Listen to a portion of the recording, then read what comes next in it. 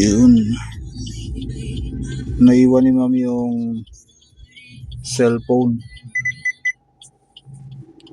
Pasahero ko from Makati to BGC. Isasoli ko muna. Nasa daw si ma'am, nasa Taguig. Dadalhin ko muna doon.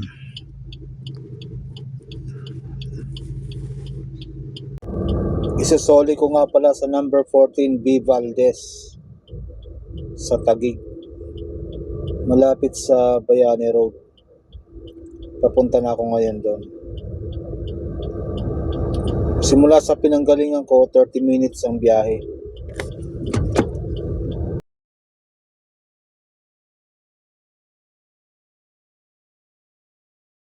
A few moments later. 12 minutes na lang, Ma'am Gail. Nandiyan na ako. May susoli ko na yung cellphone. Si Ma'am Gail nga pala yung nakaiwan ng cellphone na isusoli natin.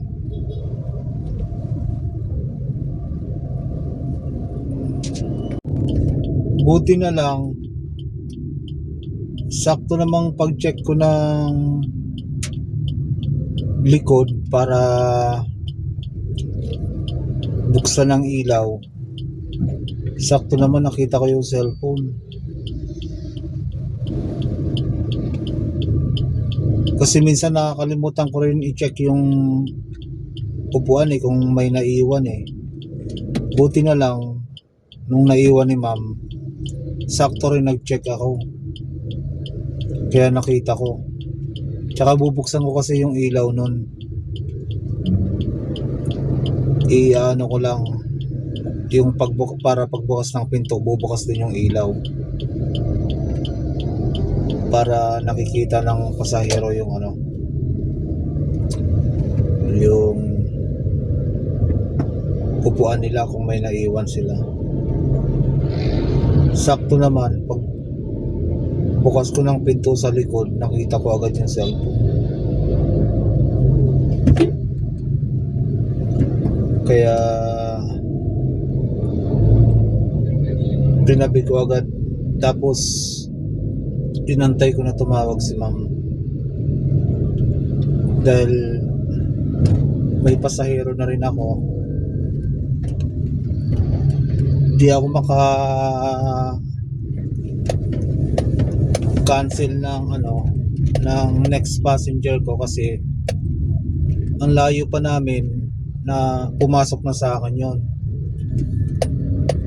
Syempre nakakahiya naman kung ika-cancel ko, magagalit yun. Ang tagal niya nag-antay tapos ika-cancel ko lang. Tapos nakalimutan kong i-offline. Pinasukan na naman ako ng booking, malayo pa ako. Bali 2 booking pa ang sumunod. Kaya pagkakuha ko ng pangalawang booking, inano ko na, nag-offline na ako para may soli ko na yung cellphone. Sabi ko nga kay ma'am, i-grab motor para mabilis. Sabi niya, ihatid ko na lang. Kaya hinatid ko na lang. A few inches later. Ayan, nandito na ako sa Bayani Road. Kakaliwa na ako dito.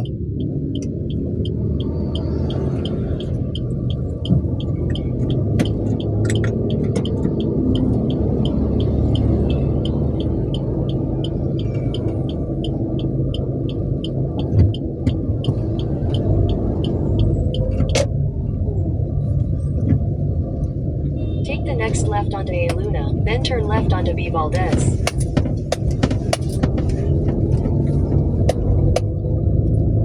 AFP housing yata to ah.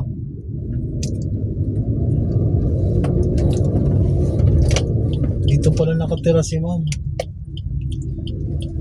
Ibig sabihin may kamag-anak siyang AFP.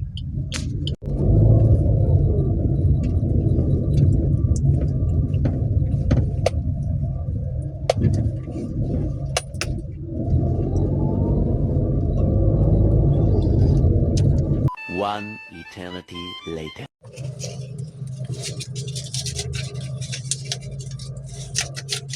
$500.